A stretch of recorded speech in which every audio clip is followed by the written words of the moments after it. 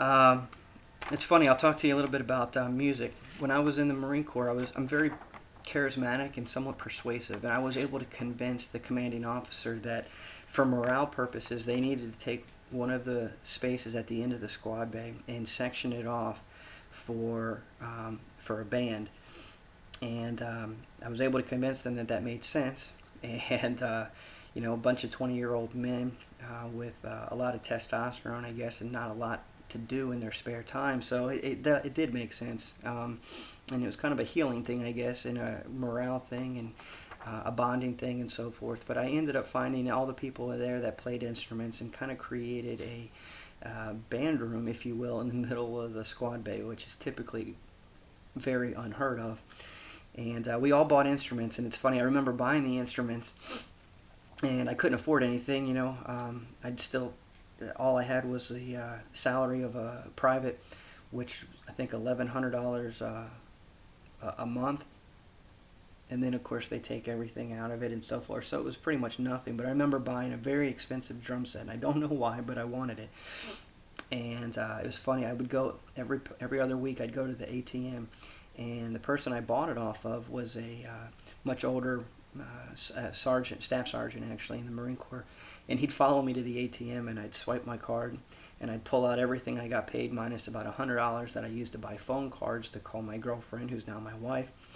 And I'd buy a few things, a lot of phone cards, and then I'd hand a big chunk of dollar bills or 20s or what have you to the Staff Sergeant Thomas, and for the drum set. And that continued. I think that was 9 months of handing over everything I had for that drum set. But it was cool because we had all the stuff we bought, a lot of it from the pawn shop, and we set up an entire speaker system, PA, everything. And at night we would get in there and we would jam, and then on the weekends we'd have basically full-on parties, and we'd play the music all night long, basically till the sun came up. And then we were playing all the heavy metal, hard rock stuff that you would expect testosterone 20-year-olds to play.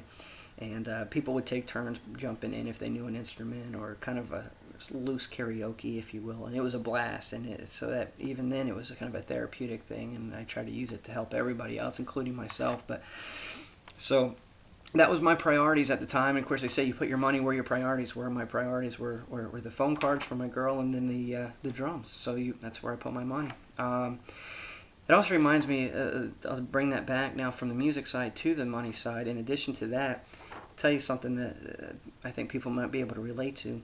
I remember being stopped as I was walking across base one time by a gentleman who ran a financial firm right off of base, and kind of his niche was working with jarheads, Marines, particularly, and he wanted to help them save for retirement. And I sat down with him, and he gave me this nice spiel about, if I save a little bit every month starting at age 20, by the time I'm retired, I've got $1 million. And at the time, that sounded really cool, so I signed up. And on the questionnaire, I remember one of the things he's walking me through is he asked me if I had any CDs. Well, as a musician, I'm thinking, wow, I got a lot of CDs. And I told him, I said, I've got hundreds, maybe thousands in CDs. And of course, he was excited. He said, oh, where do you have them at? And I said, well, mostly at my dad's house. I got some stashed in the squad bay and so forth. And we went down this thing, and he's asking me, well, what do they return? And I said, I don't know. I've never tried to sell them. Anyway, you can see how that conversation turned out. And of course, he was referring to certificates of deposit, not compact discs. But anyway, looking back, that's always a funny story. And I did have the IRA, and I'll tell you, I'll fast forward 4 years later, we were having an EAS party, which is the party you get when you get your honorable discharge. And at that party, I remember having very little to my name, and I wanted two things. I wanted to have a party with the brothers that I had grown so close to, and I wanted to buy a cheap car, so when I walked off out of the base, the gate, I had some way to get anywhere, because otherwise all I had was a bag on my back. And so I did, and I called the company, and I said I want to sell everything. And of course, he gave me the same advice about how I would lose 20 cents on the dollar, plus I'd be taxed and penalized and everything else. And that meant nothing to me, because I needed the car and I needed to have that party. And of course, that's what happens when you're 21. And so I ended up cashing it in, and they sent me a check for whatever the remainder was, which was enough to buy a $1,000 car. Actually, it wasn't enough. I bought half the car. I split it with someone else that was a good friend of mine getting out at the same time. And we got in the car, or before we got in the car, we also spent the rest on beer, a keg. And we had a great party.